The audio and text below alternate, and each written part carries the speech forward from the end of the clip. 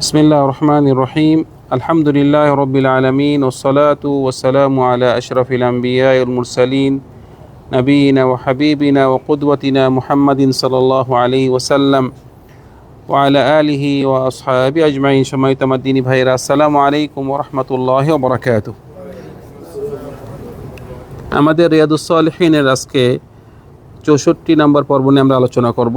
এখানে এখনও আমরা বাবুল মুজাহাদা, যে নিজের নাফসের সাথে সংগ্রাম করার গুরুত্ব, নিজের নাফসের সাথে সংগ্রাম করা, কিভাবে আমরা ইবাদতের মধ্যে নিজের নাফসের সংগ্রাম করব, যে কিভাবে বেশি বেশি ইবাদত করব এবং আল্লাহ সুবহানাহু ওয়া তাআলা যে সমস্ত জিনিস আমাদের উপরে হারাম করেছে তা কি করব, অর্জন করব।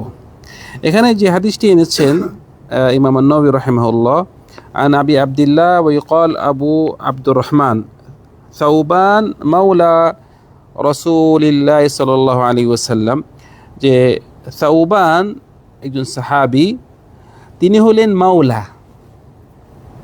মাওলা মাওলা অর্থ কি? মাওলার অর্থ এখানে যে সমস্ত দাস, ওই দাসকে আজাদ করা হয়েছে। মানে আপনার কাছে কোন দাস থাকে, ওই দাসকে আপনি আজাদ করে দিয়েছেন, ওই দাসকে কি বলা হয়? মাওলা।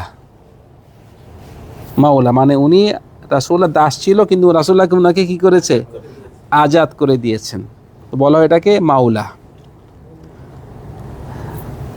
তো এখানে বলতেছেন যে এই সাহাবী বলতেছেন যে ক্বাল সামিতু রাসূলুল্লাহ সাল্লাল্লাহু আলাইহি ওয়াসাল্লাম ইয়াকুল, রাসূল সাল্লাল্লাহু আলাইহি ওয়াসাল্লাম ওনাকে বললেন যে আলাইকা বিকাসরাতিস সুজুদ, তুমি বেশি বেশি কি করো? সেজদা দাও, বেশি বেশি সেজদা করো। তো বেশি বেশি সেজদা করার অর্থ কি? বেশি বেশি নামাজ পড়ো, কারণ নামাজের মতো সেজদা আছে। বেশি বেশি সেজদা দাও মানে কি? বেশি বেশি নামাজ পড়ো। মানে ফরজ নামাজ তো পড়বেই, ফরজ নামাজে পড়ে নফল নামাজে তুমি সময় দাও, নামাজ তুমি বেশি বেশি করো। বলতেছে যে ফাইন্নাকা লান তাসজুদ লিল্লাহি সাজদাতান ইল্লা রাফাআকা আল্লাহু বিহা দারাজা, তুমি যত সিজদা দিবে, একটি সিজদা দিবে, আল্লাহ তোমার মর্যাদা কি বাড়াই দিবে।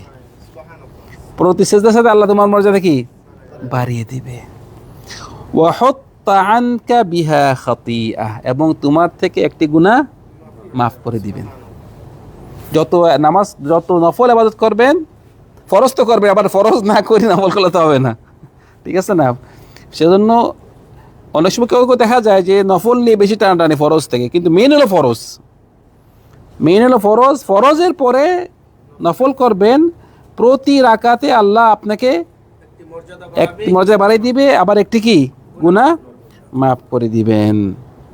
এটি ইমাম মুসলিম রিওয়ায়াত করেছেন হাদিসটি। তারপরে যে হাদিসটি এনেছেন আন আবি সাফওয়ান আব্দুল্লাহ বিন মুসর আল আসলামি রাদিয়াল্লাহু আনহু قال قال রাসূলুল্লাহ সাল্লাল্লাহু আলাইহি ওয়াসাল্লাম খায়রুন নাস মান তালা উমরুহু ওয়া হাসুনা আমালুহু, রাওয়াহু তিরমিজি। মানে তোমাদের মধ্যে সেই সর্বোত্তম, সেই উত্তম কে, যার বয়স বেশি হয়েছে এবং কি হয়েছে, তার আমলও কি ভালো। মানে বয়স বেশি আমল খারাপ ও না, বয়স বেশি আমলও বেশি, আমল ভালো। সেজন্য দেখা যায় যে দুইজন ব্যক্তি কি করেছে? জিহাদ করেছে, অথবা দুইজন ব্যক্তি একই রকম আমল করেছে, কিন্তু একজন মারা গিয়েছে, আরেকজন কয়েক বছর পরে কি কয়েকদিন পরে মারা গিয়েছে। কিন্তু যখন নাকি জান্নাতে যাবে, তখন যে নাকি দেরিতে মৃত্যু করেছে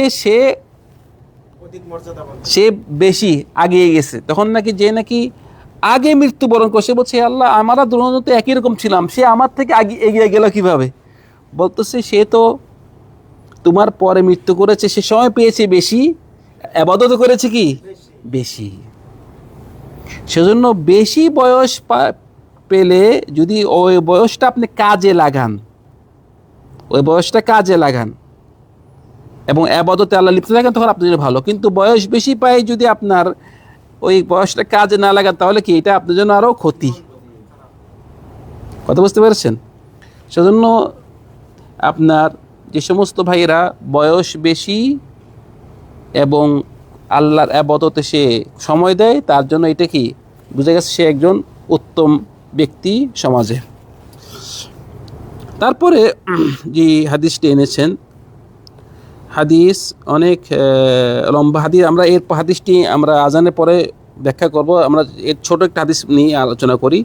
হাদিসটি হলো عن أبي مسعود عقبة بن عمرو الأنصاري البدري رضي الله عنه قال لما نزلت آية الصدقة, যখন নাকি সদাকার আয়াত, মানে যেই আয়াতে মানুষদেরকে কি করেছে, সদাকা দেওয়ার জন্য উৎসাহ দিয়েছে,